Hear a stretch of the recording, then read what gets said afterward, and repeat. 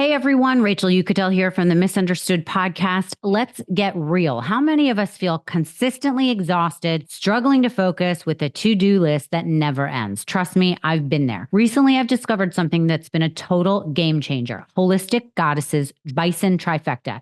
It's a supplement made from freeze-dried bison organs, heart, liver, and kidney, all packed into convenient capsules. Since I started taking Bison Trifecta, my energy levels have soared and my mental clarity has never been better. It's been a lifesaver, especially as I navigate perimenopause and menopause. The best part, it's all natural with clean ingredients and no fillers. If you're looking for a boost, I highly recommend trying Bison Trifecta. And right now you can get 15% off with the code UNDERSTOOD at checkout. So go to holisticgoddess.com and learn more. holisticgoddess.com and use the code UNDERSTOOD. You won't regret it. Welcome back to Misunderstood. I'm your host, Rachel Yucatel. So today we are joined by Lunden Roberts, whose name became a headline after her relationship with Hunter Biden. A relationship he initially denied led to a paternity suit that confirmed their daughter, Navy Roberts, as his. Lunden is here to share her side of the story and discuss her new book, which delves into the complexities of her relationship with Hunter, the legal battle that followed, and the challenges of being thrust into the public eye. It's called Out of the Shadows: My Life Inside the Wild World of Hunter Biden. By the way, I read it. It is really good and shocking. And also, in another shocking twist today, Hunter Biden has taken an Alford plea deal just as Lunden was scheduled to testify, adding yet another layer of intrigue to an already complicated story. You're going to love this episode. Sit back and enjoy my conversation with Lunden Roberts.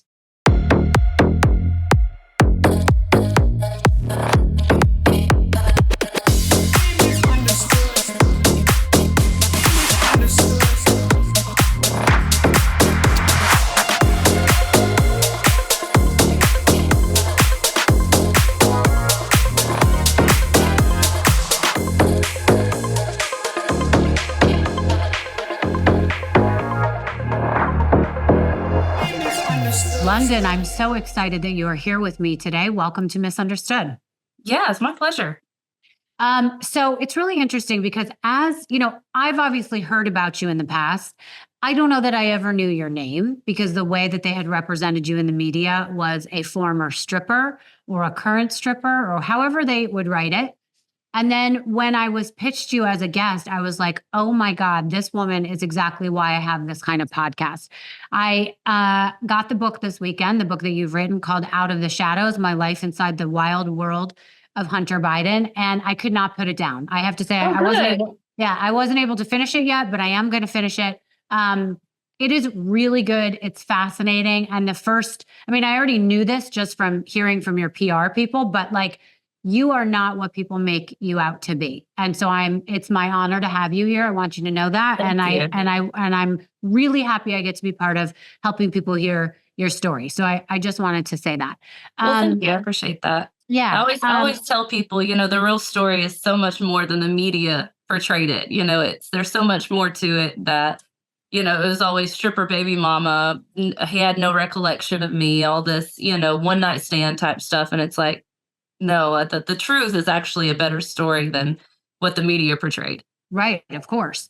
All right, so let's start way back when, though, because I do want people to know a little bit about you, where you're from, why you came to DC, because that story is so fascinating. Yeah, so I'm originally from Arkansas, born and raised, and I was a college athlete. I went on to play basketball at Arkansas State.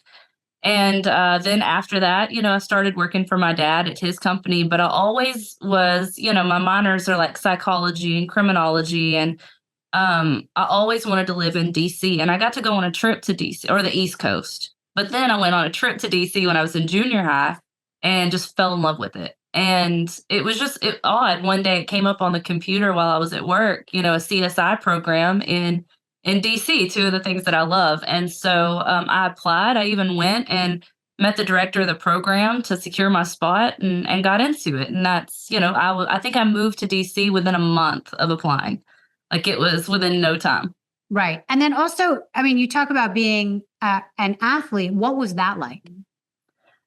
Growing up, it's you have all this pressure and stuff on you, but it was more of like, it molded me, it disciplined me, it helped me in more ways than, you think about, because growing up and then going through a situation like this, someone had told me, like, maybe that's why you were so disciplined. It was so easy for you to do certain things. Well, I wouldn't say it was ever easy, but yeah, I think that, being an athlete growing up definitely like molded me into the person that I am today and helped a lot with Right. the things that I've gone through and that strength.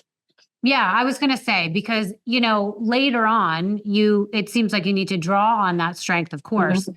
but it is the discipline. It is the fact that you have some sense of, camaraderie, some, what it's like to be a Right. team player, but Mhm. also, your level of importance and who you are to make up that team. I just think athletes learn different skills than, Right. just an everyday person, to be honest with you. So once you Uh, get to DC, tell us a little bit about what jobs you were into, why you were working and where you were working. so I was going to CSI school at GW, and I was kind of relying on my parents for money and stuff like that to get through school. And I actually ran into Hunter, and my first like big job was that. I was there's a chapter on the pole where one of my friends was a cocktail waitress at a club and invited me, to come work with her. And I never met Hunter at a club.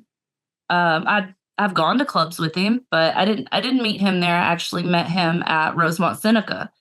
And you get in DC, and it's a lot. I don't know if you're real familiar or anything, but it's all about who you know and the connections and things like that. But I ran into him at I say after party, but it really wasn't a party. It was more of just kind of a small gathering. And I I always say, before and after, and it was after that night that my life changed, after the Right. night I met him. So you were not working at the strip club before you met him, or you were? Yes. Yes, the club came, right before, Right soon before. soon Okay. before, somewhere around that time. And I have a really hard time with timelines, and I don't know why that is. I went to, like, brain spotting and stuff where they try to compartmentalize and do all this, and I'm pretty much a lost cause, and they say that it's because my brain has been through so much in so little time that a lot of times one of the first things to go is dates. And so, I sit there and, like, with my co-authors that I'm telling these stories to, I sit there and I can tell you everything that he was wearing or where we were or what the time of the day it was, but I can't tell you what day it was. Like, it's Right. crazy the way that I've, had to go back and look at Snapchat memories and stuff to figure out what days are what and how it all molded together in chronological order. Yeah, I agree with that. I sometimes worried about my memory because I feel like I do not remember things that I feel like anyone else does.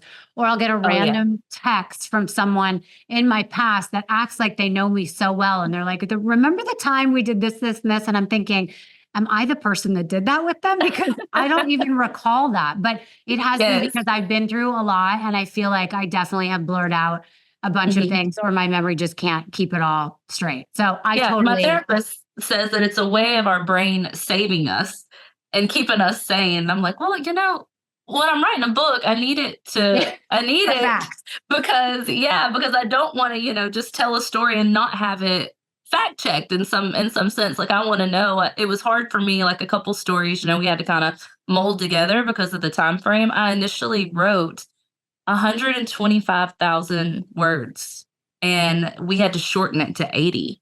Oh, wow. So, yeah. So it was a lot trying to mold it all together. So talk to me about that first night that you met Hunter.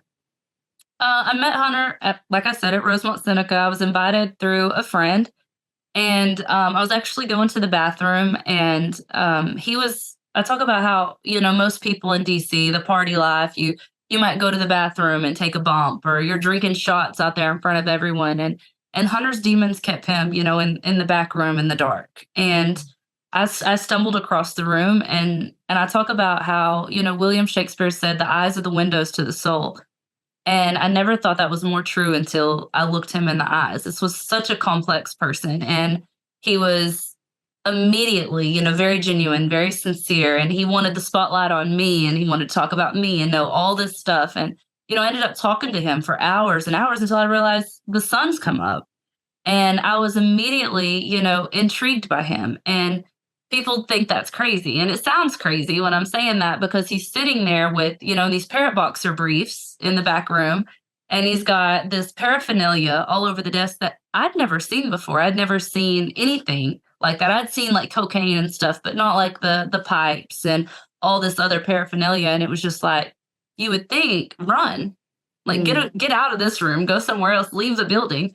But no, I had this immediate empathy for him.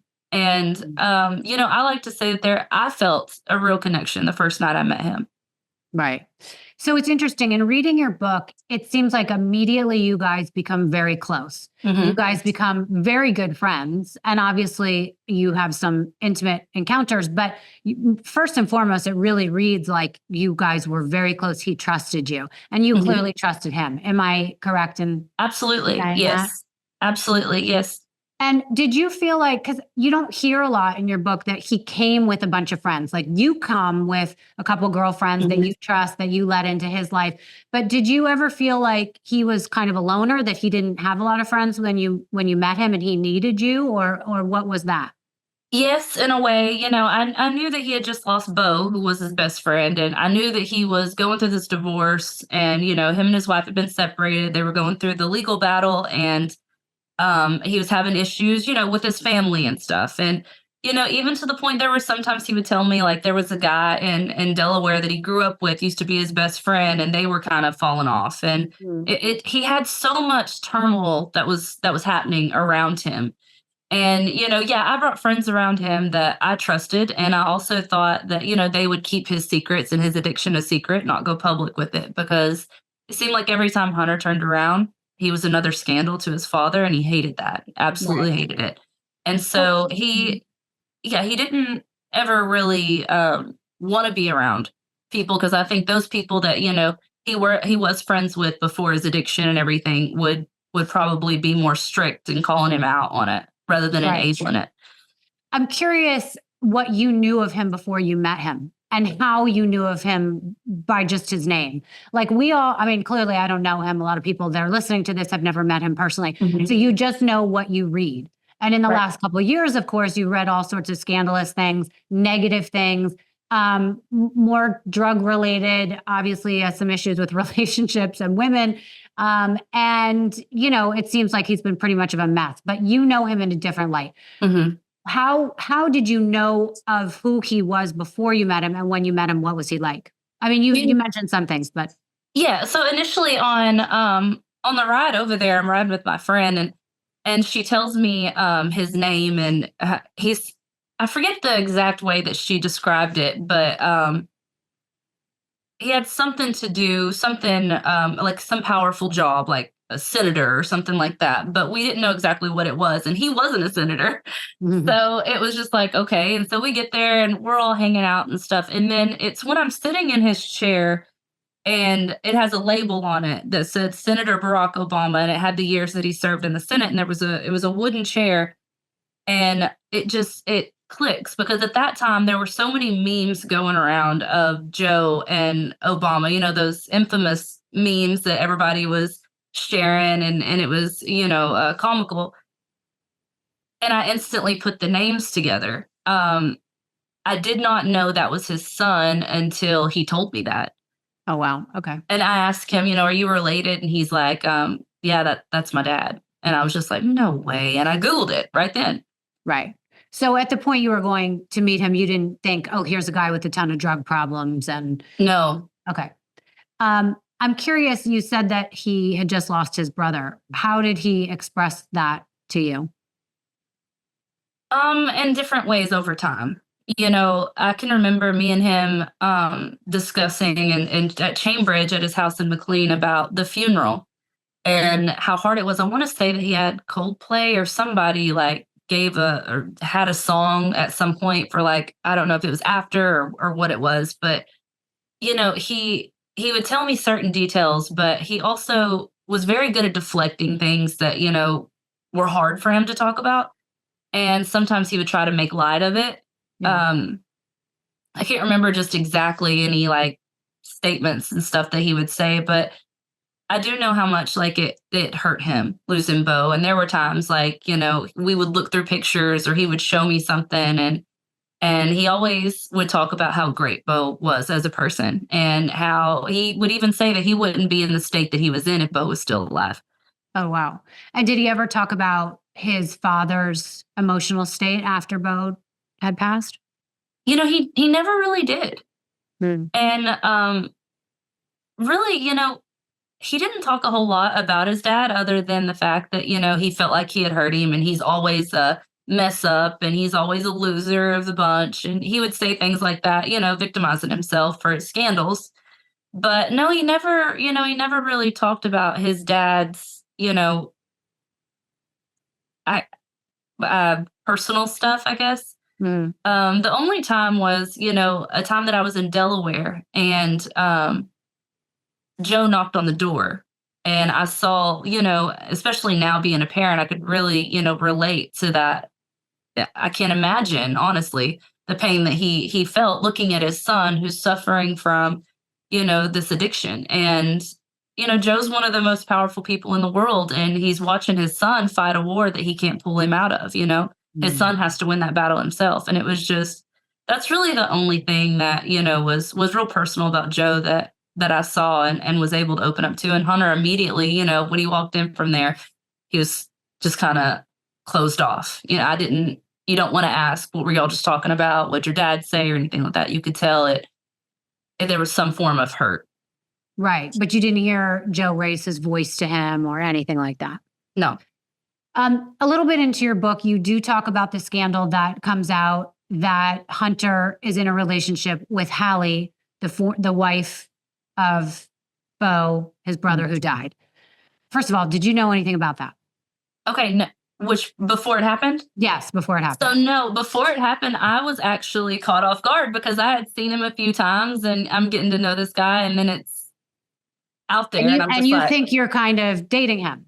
yeah, I see him as like I'm going on a few dates with this guy in Georgetown and I've stayed with him and I'm just like, this is odd. And so, you always hear the media make stuff up and so I sent him a message and I'm like, and because I know, like I said, how much he hated being another scandal.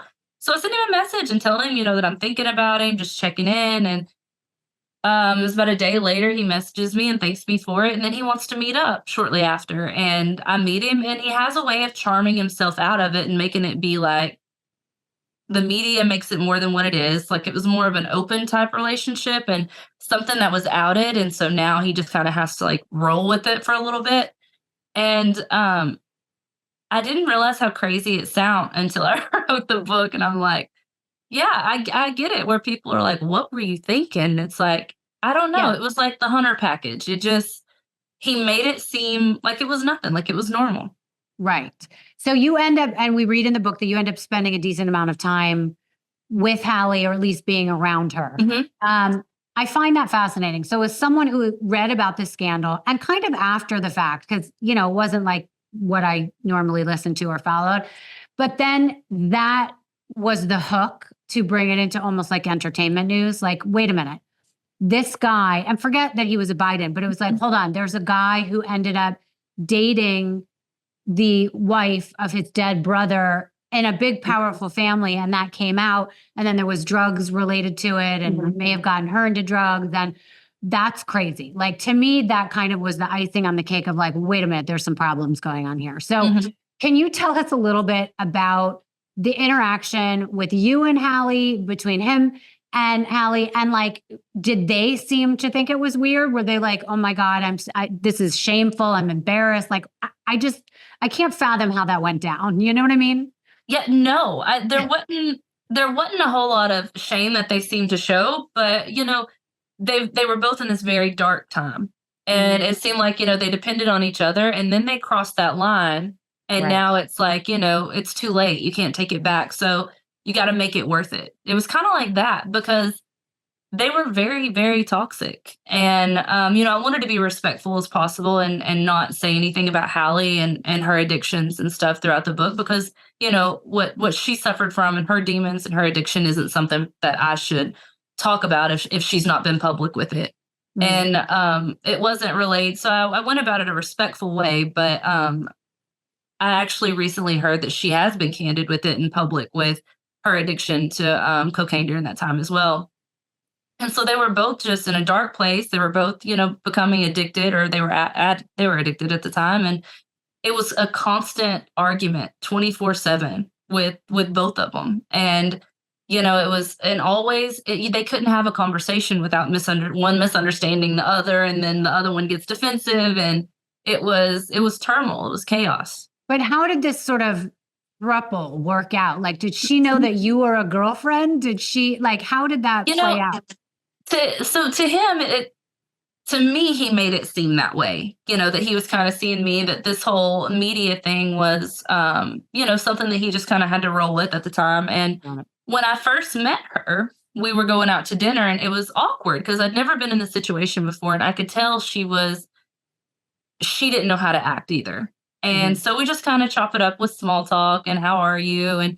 And she was very pleasant, very nice, sweet woman. And Hunter was doing his own thing. And then we go back, and Hunter, or Callie, goes to sleep. She doesn't really hang out with us a lot. There are a few times that I've sit and I've talked to her and stuff, but most of the time when she's there, she was, in another room wanting to lay down or had a headache. And I think a lot of that was because, one of the last conversations I had with her, she tells me that she's like, Hunter really trusts you. Like, he trusts you with things he would never trust me with. And we have that conversation, and I can tell it hurts her to admit that Mm. and talk to me about that. And I can't imagine what she felt, because at that point, I don't know if she was in love with him, if she just, was hurt because of losing Bo and kind of depended on that and then didn't know what to do. It was a complicated situation, and very odd. Yeah, I think that unless someone has really lost someone in the way that she did, I mean, it's very hard to understand what it's like. I think they have proven that there are studies that people do transfer that affection to someone else who is also Mhm. going through it. I know people that died in September 11th. There are, I lost my fiance on September 11th. I know Oh, wow, I'm sorry. thank you. I became very close to one of his best friends that survived. People used to say, you guys should get together. We never crossed that line, but I do know, had we ever crossed that line, it's like what you're saying. You can never go back, because Right. it's a line that's different than just an everyday person. You share such a loss that it almost bonds you, even if it's not meant to be. But I do know there are plenty of people that lost their husbands or wives in September 11th, and they ended up with another firefighter or someone that they met through that loss, and that so many cases of that after. So I do get that. I want to just talk about, before we get to you having your daughter Navy, what the lifestyle was like, because you do a nice job in the book of talking about how he, would give you these great, not parties, but things that you could have, or Mhm. paying for rooms. Or can you just talk about the lifestyle a little bit and what you experienced with him?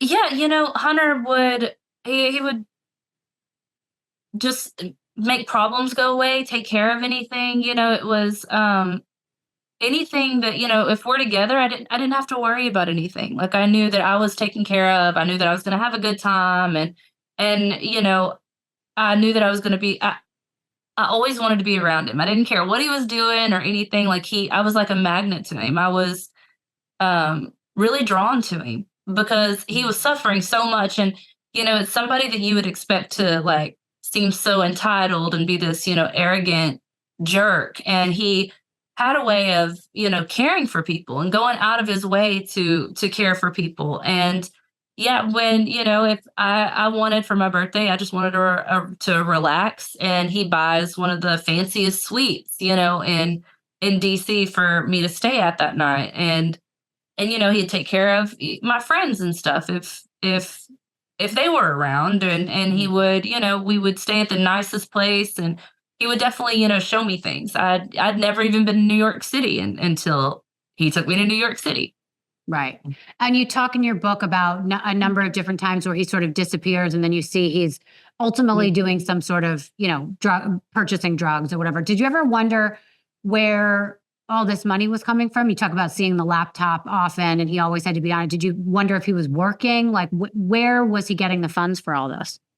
No, I just assumed that, there's plenty of people like that in DC, in that area that, they have the funds. I assumed if his, father was vice president that he was well off. And, I didn't ever really think about it to break it down and think, where is this coming from? What does he do? To, when I initially just jumped in head first. And Yeah. I didn't think about that. And I talk about during that time, it was like young, wild, and free. I wasn't thinking about my future. I wasn't thinking about how this might affect me or the consequences of my actions. I was just living in the moment.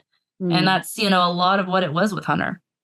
So you talk about him being hurt and, someone who had a lot of demons, but you did see a very intimate side of him where I don't want to speak for you, but it seems like he was obviously very generous, very Mhm. compassionate, empathetic, and all sorts of other wonderful qualities. At some point, you end up, being intimate enough that you get pregnant. Where Mhm. were you in the relationship with him at that time? And what year was that, by the way? You're talking about when I got pregnant? Yeah. That was, I'd known him for about a year Mhm. when I found out I was pregnant. What year was that? Uh, it was 2017, the end of 2017 when I got pregnant, and I found out I was pregnant and New Year's of 2018. Wow. Okay. Yes. So, So, and so were you guys in a good space? Were you guys kind of exclusive? Was it just something that happened every so often? as far as intimacy, it Yeah. would, it happened on and off. It happened shortly after I met him. It happened, on and off for that year. Mhm. It would just depend, when he was with me, most times we would be intimate. I didn't go into great detail about that throughout the book Yeah. because, I wanted it to be known that, I cherished who he was. I wanted to get that out there more than, talk about all the times that we were intimate. And it was definitely, more than a handful of times. And just about every time that we were together, we were intimate. Well, yeah. And I'm trying to establish that because as someone who has started to read the book Mhm. and it's fascinating in that way. But I think the question that in my mind as I was reading it was, oh, are they just really close as friends? Or were they, did she think they were dating? But it is, it is very clear through that you respect him and you care about him. So I don't want you to worry about that. And I don't I want this. just Yeah, I just am trying to figure out like your frame of mind when you guys were together, when you do get pregnant. Like, did you assume that you guys were dating, or was this kind of the same thing from the whole year where you kind of were in and out of an intimate relationship? No, it would have been the same thing, through the entire year where we're in and out of a relationship because I talk about this commitment phobia that I have. Like I've never wanted to be in a relationship, never wanted to be married. I never wanted to have kids. Like that was just always me. I wanted to live in the moment and be, carefree and just have fun and live my life. And no, I mean I felt like I described us a lot as like friends with benefits. Like I Mhm. hated labels and I hated titles to things. And I even talk about, now the only title that I've ever been proud of or ever accepted was mom. And that's, the only label that I want. So let's talk about that for a minute. You have a beautiful girl. Her name is Navy. By the way, how did you come up with that name? So my sister actually did. I was moving out all the stuff from Rosemont Seneca, the office that I started working for Hunter, as his executive assistant. And so I'm there on the rooftop and the House of Sweden lady, like she wasn't a fan of Hunter, and I'm for very multiple reasons that everyone knows. He would bring people in that she didn't like, or everything that he was doing throughout the book there at the House of Sweden. She didn't really like that. So she was happy to see him go, but there was a couch, and it was a couch that was gifted to him from somebody, and she said it had to go through the staircase and the movers couldn't get it through the staircase. And she's like, cut it in half and just take it down the staircase. He's like, no, you're not going to cut my couch in half. And so he was trying to, make things more difficult. So we had to like get this crane to come get this couch off the balcony. And so me and his other assistant are actually at the top on the rooftop of House of Sweden. And we're standing there watching all of this happen right there on the waterfront. And my phone rings and it's my sister. And she knew I was pregnant. And so she called, and me and Hunter had already done this little test where you pee in a cup and it turns blue if it's a girl or green if it's a boy or vice versa. I don't remember. And it had said boy. And I was like, no, if I have a baby, it better be a girl. I want to dress her up and I want to do her hair. And so my sister calls me and she says, if you have a girl, I know what you have to name it. And I said, what? And she said it because I wanted something short. I wanted something unique. And when she said Navy, I was like, oh, I love that. And I loved Navy Joe. And that's what we call her. But I didn't want to put Joe as her middle name and, name her after him. If it was, a middle name, Joan just happened to be my mom's middle name. So we named her Navy Joan, and some people call her Navy Joan. Some people call her Navy Joe for short. It just, and I honestly said to the phone on to my sister on the phone, I'd said, I can't name her that because he was dishonorably discharged discharged at some point from the Navy for cocaine. And she said, well, it's not like no one's ever going to know. No one's ever going to know who the child's father is. Because at that point, I planned on coming back to Arkansas, having this baby, and not being a scandal, just keeping it a private matter that I'd had a child and not ever tell anyone who the child's father was. Right. Because I thought I was protecting him by doing that. And so I was like, yeah, you know what? You're right. He'll never know. Right. Okay. So talk about the moment where you found out that you were pregnant and then the first time you spoke to Hunter about that. It was a lot because, it's like I say in the book, I knew who was on the other end of that positive pregnancy test. And then you immediately, become consumed in these conspiracies and this fear and everything that comes with it. Because when I found out I was pregnant, I had two phones. One was AT&T and one was Sprint. And the reason I had to get another carrier is because my Arkansas phone didn't get service where I lived at in DC. So I ended up having two phones, two separate carriers. And after I found out I'm pregnant, I talked to my sister on the phone. She's, my lifeline, one of the first people I call. Both phones crash at the same time. And it was eye-opening. It was terrifying because you think, I don't believe all these conspiracy theories that people have about politics and scandals. But if by chance, that anything about those are true, is this a coincidence? And if it's not a coincidence that this happened, then who would go this far to protect Hunter and how far would they go? And it became really, really scary. And I even avoided, telling Hunter there at the beginning to the point where I developed complications early on due to the stress level. Okay, go ahead. Oh, no, I'm sorry. No, finish what you were going to say. And when I finally get it in there, I say, I wasn't scared to tell Hunt, this man that I'd grown to love and care about. I wasn't scared to tell him. I was terrified to tell Hunter Biden because, he's the one that his father was going to run for president and this political scandal. And it wasn't, at that point it turned, I got in my head, this is like me telling almost a stranger. Because, I don't know what lies behind the politics and the scandals that come with them. And so I was terrified. Right. And what was that conversation like when you did finally tell him? I told him at his house in Annapolis that he was leasing at the time. And I'd actually brought one of our mutual friends to kind of be there just because I was scared. And she's in the bathroom and people ask, why were you scared? Was it because, was he abusive? No, he didn't have a mean bone in his body. He went above and beyond to, respect women at that point. In our situation, he respected me. He had never not. And I set him down and I tell him, and I always talk about people that watch Friends TV show. It's a lot like that because I tell him I'm pregnant and it's like Ross and Rachel.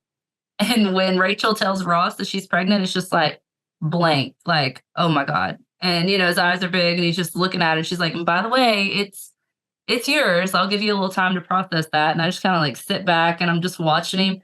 And then it just clicks. He's like, honey, I know it's mine. Why would you say that? Whatever you decide, I'll be here for you. I'll be here financially, emotionally, spiritually, whatever you decide, I'll respect that and I'll be here for you. And it was comforting. That conversation. It was, I talk about the intimacy that and I being more passionate because of that. It seemed like he was good with it. Everything was going to be okay. I was going to be safe. And, we were going to have a baby. And it's not instantly like I've trapped him and now we got to get married type thing. It was like I could co-parent with my friend and raise this child. I didn't immediately think that we were just going to be together. So how did you get from that moment to the point where you thought, okay, no one's going to know that this is a Biden and I'm going to have to go raise this child by myself in Arkansas? So, Hunter's addiction was at a pretty high peak. And um after I tell him that, there's that comfort and everything. And then there's a few times I see him and there's still a little comfort, but I schedule an ultrasound to listen to the baby's heartbeat for the first time. And I schedule it in Annapolis, so it's easier for him to get to. And he doesn't show up. And, I listen to the baby's heartbeat by myself. And after that, I'm at every doctor's appointment by myself. And I realize within the next month of that, he's becoming more distant and avoiding. And I know what that is. I've now become a burden to him. And, he's just kind of getting away from it, out of sight, out of mind. And one of the last times that I'd seen him, he brought up like finances and how he didn't have the money and blah, blah, blah. He was having to buy one of his children a laptop and he couldn't even afford that. And I knew that he was making digs at me. And I was like, this is somebody that I've grown to love and care about. And I thought had grown to love and care about me because he's gotten to know me, but yet he's questioning my character right now. And that was, really hurtful. And I even say, that's the last time I called him Hunt. After that, he was Hunter. When all the people that were close to him called him Hunt. And at that point, I was so offended. And in my head, I'm thinking, was this all a lie? Like everything. And I call him Hunter. I'm offended. And I'm like, I'm going to raise this baby on my own. And I talked to my dad. I decided I'm going to come home. And, my family knew who the child's father was, but we also knew that his father was going to be running for president. And the future of that itself is unknown. And so we wanted to keep it as quiet as possible. And I come back to Arkansas and there's so many people, so many rumors going around.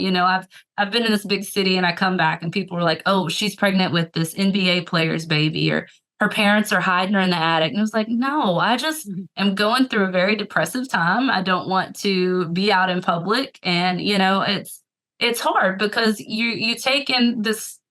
Sometimes when you get pregnant, it's not a time to celebrate. Some women get pregnant and it's unplanned and it's scary. And, take in the fact that there's that abandonment.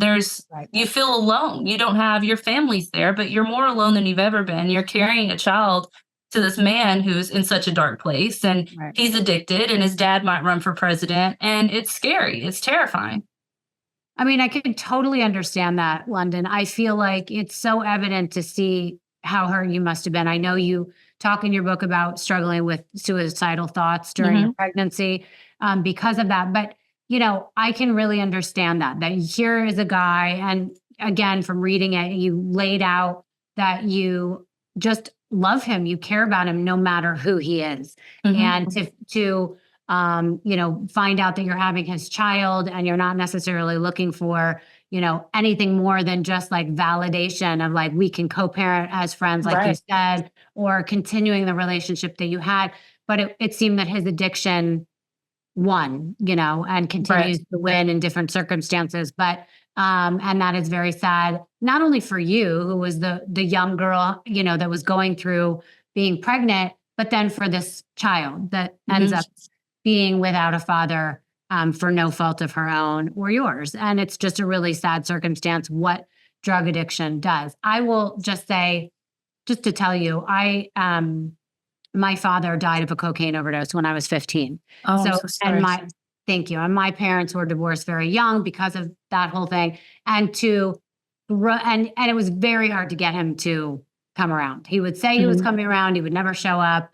And I had to learn, and it took me years of therapy and doing all sorts of things to realize it wasn't him that didn't love me, and it wasn't that he chose the addiction over me, but half the time, more than half the time, it was the addiction speaking. It wasn't really him. And like you talk about Hunt versus Hunter, I do really understand that. And, I do hope for your daughter's sake that she does get some time and understanding of who her father is. But if she doesn't, that you spend enough time explaining to her that it's no fault of her own. And it's Mhm. almost no fault of his, because that is what addiction does to people. And that's the Yes, sad thing. I've talked about that. That's one of the main purposes of the book. It's solely dedicated to my daughter, and I want her to see what it was like, to fall in love with her father, and the good and the bad that comes with it. I want her to be resilient. I want her to be forgiving. And in order to ask her to have those traits, I have to instill them in myself and be that example for her. And I truly believe that people don't understand addiction unless you've gone through it yourself, or you've loved and cared about someone who has. I didn't understand it until I fell in love with someone who suffered from addiction. And I want Navy, to be open-minded to that, and always, give people that grace, and know, especially people that are suffering from those sort of demons, to at least give that sort of grace to people, because it's needed. And, you talk about it's not any fault of her own.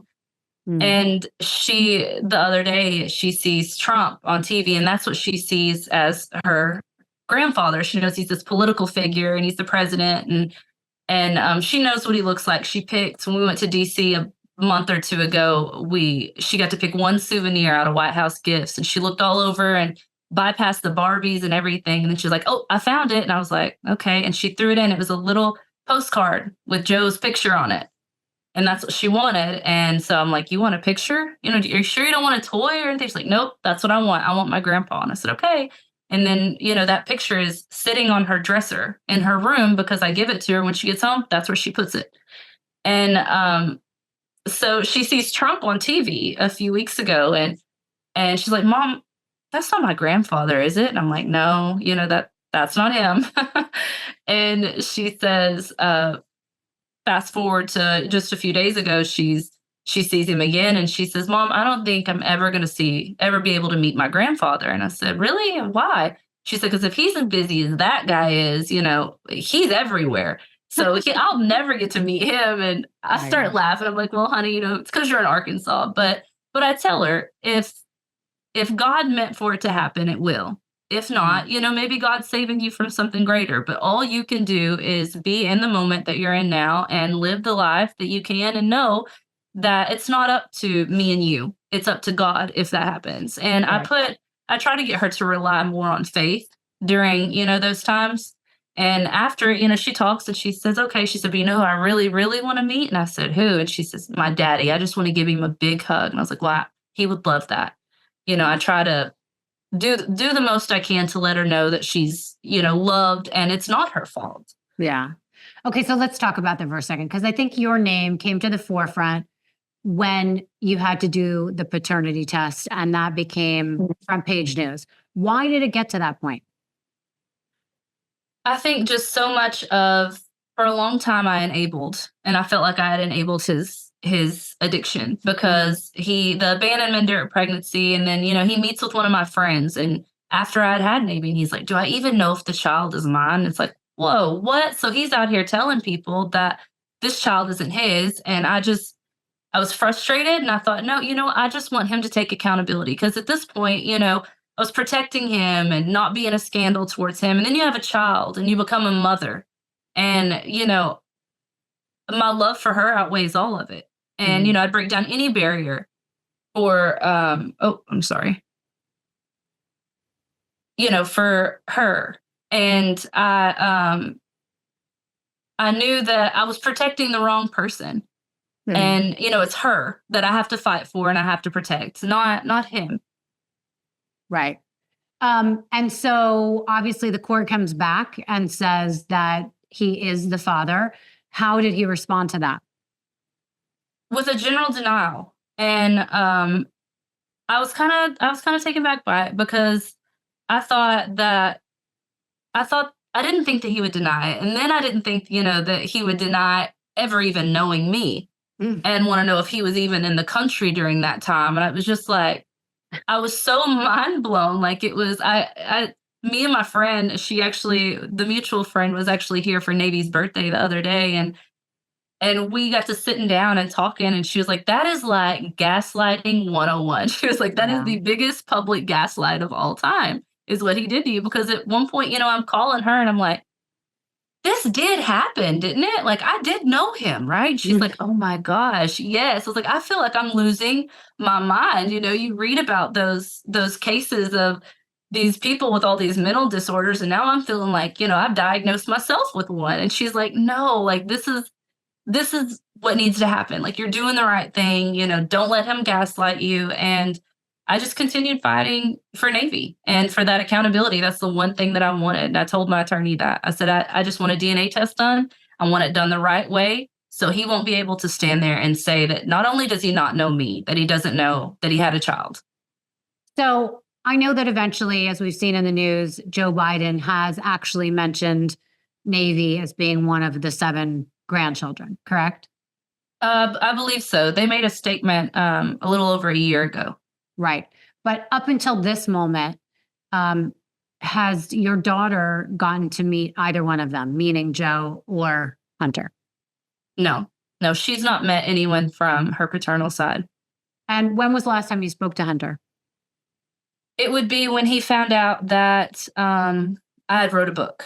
When you write a book, you have to sign things where you can't, tell certain people, or not certain people. You can't tell people, you can't discuss it until, it's in writing, or until a certain date.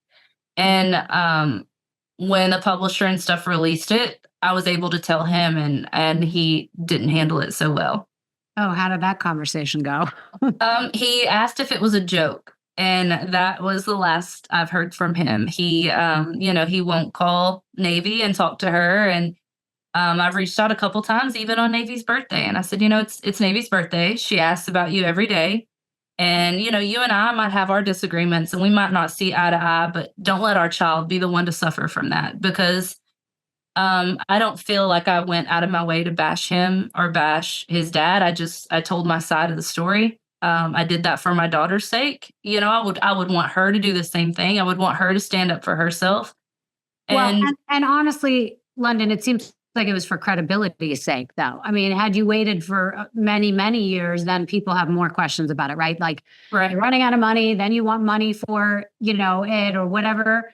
And it seems like it was just like, this is the time that I wanted to do it before my daughter got too old to not know who her real father was, and also give him the opportunity to step in, if he could. And so he's never even tried to do a FaceTime or a phone call. I mean, I know it's written that he does pay some sort of child support, so he does acknowledge that she is his child at this point, correct?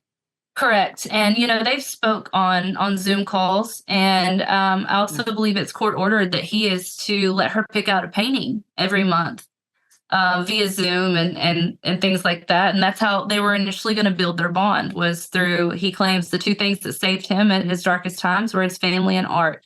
So what better way to build a relationship with his daughter than through art? And so that was the deal. But we've not heard anything else from him since the book. But is that court ordered, you mean? I mean, is he not following court's orders? Are you thinking of taking him back to court so that she gets to see him again? I feel like I shouldn't have to do that. Yeah, well, of course you shouldn't have to. And it's right. And it's just, I want to give him, I tell people all the time, I've had years to process him in a book saying that, his memoir saying that he was being sued by an Arkansas woman that he had no recollection of, and then saying that I was hardly the dating type. I've had years to process that. And, I want Hunter to have time, and I want to give him grace to process my recollection, because I'm pretty for sure he's familiar with it, and it's probably a little triggering for him to read, because that was one of his darkest times. So do you think that he's read the book? I don't know. I've not read his. I've seen certain articles, and it was sent to me, what he had said about me and having no recollection. But I don't know if he will, because if I try to think about if I was in his shoes. Curiosity, yeah, you'd want to, but would you really want to relive a time where it was really dark for you, and then read, all this stuff about your daughter that you have this guilt and remorse for every day for not stepping into her life? I think it would be very difficult for him to read. Okay, so Hunter's been in the news obviously in this last year because not only with his father running for president, then not running for president, but also because of the trials. He has an upcoming one, and then he was convicted on one. So, it's interesting to me because if he was clean and sober, you would think that he would do the right thing. Like Mhm. his mind would sort of reset, and he would say, "Well, let me reach out to my daughter. Let me make things right." Right. And that hasn't happened, it sounds like, yet. So do you think that he's clean and sober at the moment? I do. I think that he's clean and sober. I think that he has someone who keeps a tight grip on him. And, Meaning his new wife or what? I don't know. It may be like some form of like handler to kind of watch over him. I wouldn't say Okay. like a babysitter because he's not a baby, but someone who who tells him, what, like a PR type person who tells him like Right. what should and shouldn't do and stuff. And because of, I think, they've been under such scrutiny with this, especially, and not stepping into her life, no one really understands it. So I think he just treads, lightly. Right. Okay, so he's been in the news in the last couple days. He has a new tax trial coming up. There's criminal charges where he failed to pay more than $1 million. I think it's like $1.4 million in federal taxes. And there's been rumors that you might be on the witness stand. Is that true? It is. Yes. I was notified that I do have to be there. I'm not really sure the details or who's asking me what or anything like that. But yes, I have been subpoenaed to be Uh, there. were you subpoenaed by the prosecution or the defense? I believe I was subpoenaed by the prosecution. Wow. Okay. Interesting. Probably to Mhm. talk about his use of money at the time you guys were together or how much he's paid you since or something. Interesting. So do you have any thoughts on he's I think the sentencing could be 25 years, up to 25 years Wow. for the other thing that he was already convicted of. What are your thoughts on that? Yeah, see, that's a lot. I didn't, I don't ever look into that type of stuff. I probably should, but I don't. I wish the best for him because, Mhm. he is my child's father and I want her to have, the best childhood that we can make of the situation, that we're in. And so, I would hope that, he's able to get through this and be a father to all of his children. I definitely, would hate to see him go to prison. Right. Are you following politics? You're in Arkansas now, right?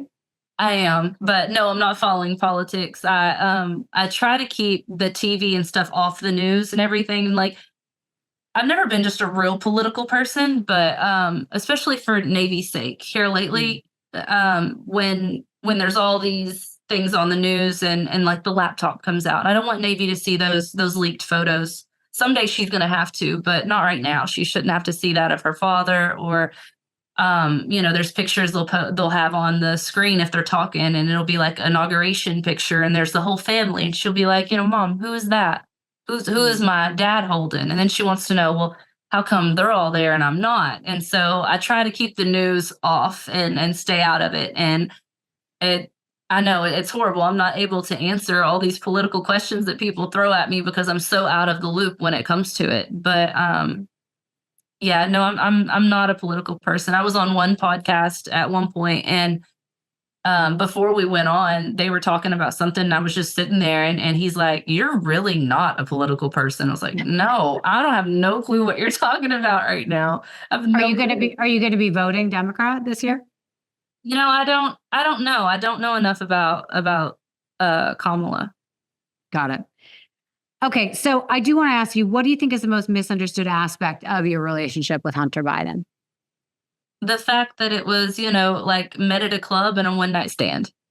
It was, and that's one thing, I didn't want my daughter to think that that narrative that everyone had created is what it was. I knew Hunter. I'd been around Hunter multiple times. I'd been to all of his houses. I fell in love with Hunter, and this beautiful child came from it.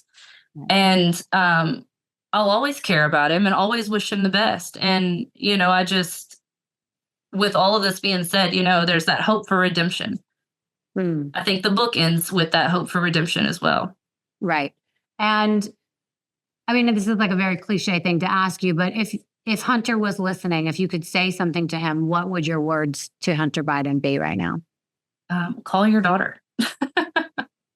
It's really simple. I can't imagine having a child out there and not being in its life. I can't imagine not being in this child's life. She's absolutely the best of both worlds. She's so much of him and she's so much of me, and she's great all the way around. And I think he could learn a lot from her. She's great. I tell her, the first time I explaining to her who her dad is, and why haven't they been to see me? Why have they not visited me? And I talk about how busy they are and how far off they live. And, then we get to talking about her grandfather being the president. I'm trying to explain it to her in a way, she's a little mind. And so, just some things at a time.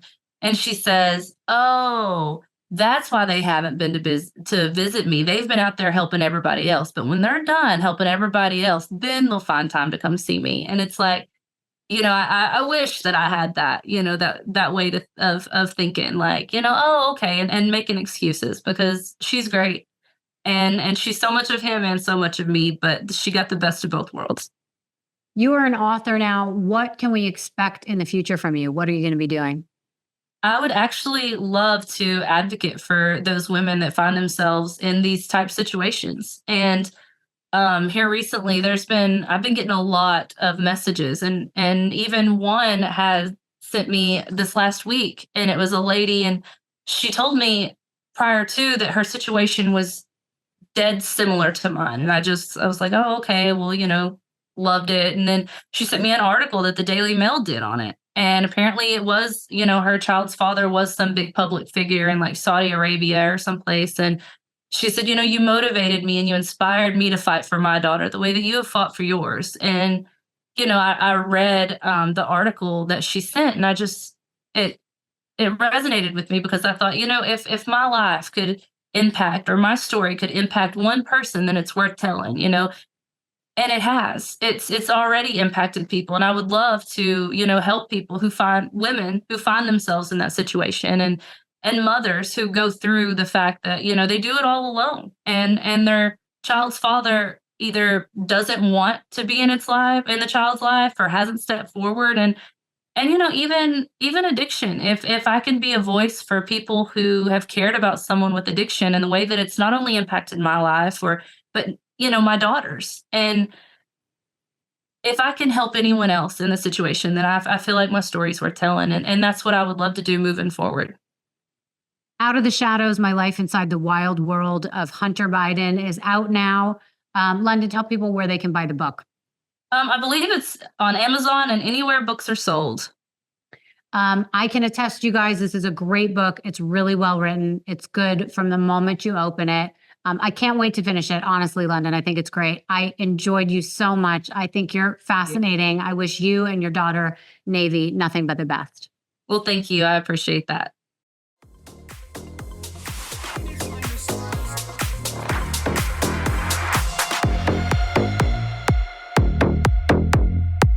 Thank you so much for listening to Misunderstood. I'm your host, Rachel Yucatel. Please be sure to subscribe to the show and give us a 5-star rating and review. You can support the show by joining our Patreon at patreon.com/misunderstood with Rachel Yucatel. Do you have ideas for the show or want to reach out? Email us at info misunderstoodpodcast@gmail.com. That's spelled MISS understood. Thank you so much, and I'll see you next time.